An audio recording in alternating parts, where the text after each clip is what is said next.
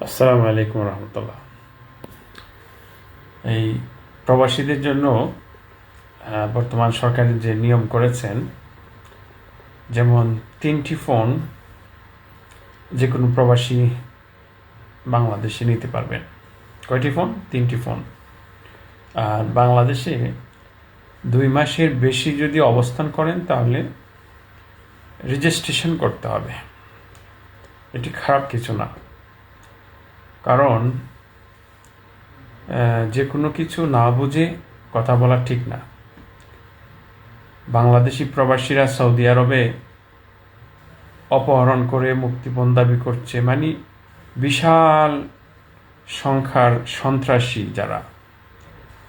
যারা বাংলাদেশে মানুষ খুন গুম করে অভ্যস্ত, তারা প্রবাসে চলে আসছে। সো আপনি প্রবাসী হয়েছেন বলে বাংলাদেশের নিয়ম মানবেন না, এটা তো হয় না। অবশ্যই বাংলাদেশে গেলে আপনাকে বাংলাদেশের নিয়ম মানতে হবে, কারণ আপনি ফোন রেজিস্ট্রেশন করলেন না, মানে আপনি একটা অপকর্ম করে বসলেন, সেটার দায়ভার কে নেবে? এটা হলো একটা বিষয়। একটা হচ্ছে ফোনের যে বিষয়গুলো, অনেকেই স্বর্ণ চোরা কারবারি বাংলাদেশে অন্যায়ভাবে অবৈধভাবে স্বর্ণ পাচার করে, আবার টেলিফোন ব্যবসা করে 100-200 টেলিফোন নিয়ে যায় বাংলাদেশে।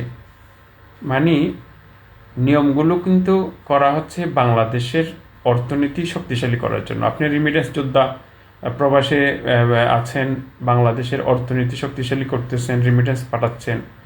সো অন্য যারা ব্যবসা করছে, যারা নিজের স্বার্থ চিন্তা করে, তারা কিন্তু এই ব্যবসায়িক চিন্তাভাবনা থেকে টেলিফোন নিয়ে যাবে বাংলাদেশে।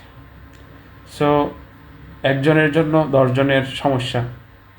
আরেকটা বিষয় হচ্ছে, বাংলাদেশে যদি আপনি ফোন কিনেন, যেমন বিদেশে যে ফোনটি আপনি 40,000 টাকায় কিনবেন, সেই ফোনটি কিন্তু আপনি বাংলাদেশে 30,000 টাকায় কিনতে পারতেছেন।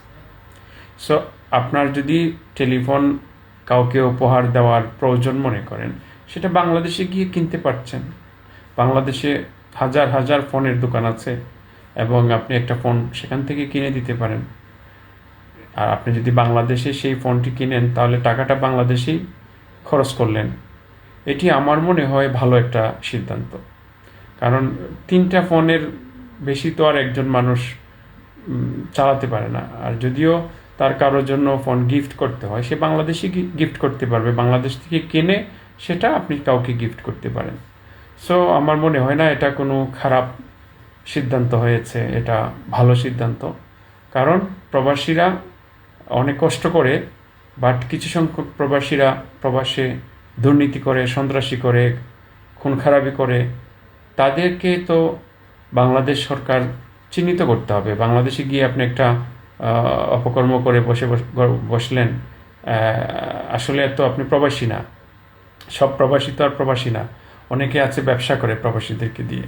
সো সেই ব্যবসায়ীদেরকে নিয়ন্ত্রণ করার জন্য, দেশের রিমিটেন্সকে শক্তিশালী করার জন্য, দেশের অর্থনীতিকে শক্তিশালী করার জন্য বাংলাদেশ সরকার যে নিয়ম করছেন, সেটা আমি আমার জায়গা থেকে একজন প্রবাসী এবং প্রবাসীদেরকে সবসময় পরামর্শ দেই হিসাবে আমার কাছে পজিটিভ মনে হচ্ছে। বাদবাকি আপনারা আপনাদের মতামত পোষণ করবেন। আল্লাহ হাফিজ, সালামু আলাইকুম।